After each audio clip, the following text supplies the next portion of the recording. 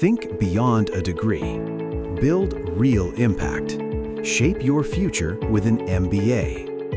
From IILM University.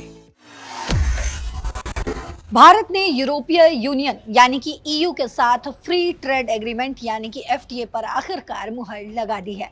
इससे दुनिया भर में मदर ऑफ ऑल डील्स यानी कि सब डीलों की मां यानी कि जननी कहा जा रहा है। ये कोई छोटी मोटी डील नहीं बल्कि इतिहास की सबसे बड़ी डील्स में से एक है। हैदराबाद हाउस में ये डील फाइनल हुई है। 18 साल से चल रही बातचीत आखिरकार खत्म हुई। प्रधानमंत्री नरेंद्र मोदी ने कहा कि ये दुनिया की दो सबसे बड़ी अर्थव्यवस्थाओं यानी कि भारत और ईयू के बीच एक बड़ा समन्वय है। इस डील से 140 करोड़ भारतीयों और ईयू के लोगों के लिए ढेर सारे नए मौके खुलेंगे। लेकिन अब सवाल ये है कि इसे मदर ऑफ डील क्यों कहा जा रहा है, ये आपको बता देते हैं।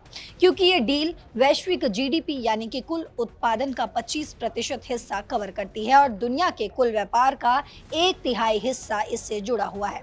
मतलब इतना बड़ा बाजार, भारत का एक्सपोर्ट बढ़ेगा, निवेश बढ़ेगा, जॉब्स बढ़ेगी। यूरोप की लग्जरी कारें, वाइन, प्रोसेस्ड फूड सस्ते हो सकते हैं और भारत की चीजें यूरोप में आसानी से बिकेंगी फिर। लेकिन ये डील सिर्फ व्यापार की नहीं है बल्कि एक बड़ा मैसेज भी दे रही है। अमेरिकी राष्ट्रपति डोनाल्ड ट्रंप दुनिया भर पर टैरिफ यानी कि अतिरिक्त टैक्स की धमकियां दे रहे हैं। उन्होंने भारत को भी धमकाया और कनाडा को भी।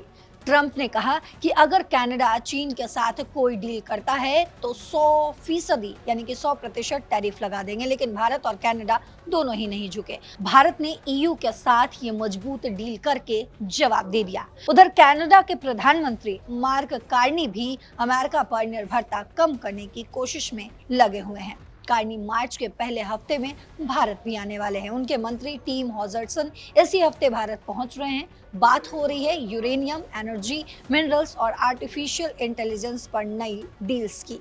कार्नी ने दावोस में ट्रंप को सीधा जवाब दिया और कहा, कनाडा अमेरिका की वजह से नहीं जीता है, हम कैनेडियन हैं, मतलब हम अपना रास्ता खुद बनाएंगे। पिछले 2 साल से रुकी बातचीत अब तेज हो गई है। ट्रंप की धमकियों ने ही शायद भारत और कनाडा को और भी मजबूत बना दिया। तो कहीं ना कहीं इससे ये साफ तो जरूर होता है कि वक्त दिखा रहा है कि दुनिया बदल रही है। अमेरिका की धमकियों के बावजूद भारत और दूसरे देश अपनी साझेदारियां बढ़ा रहे हैं।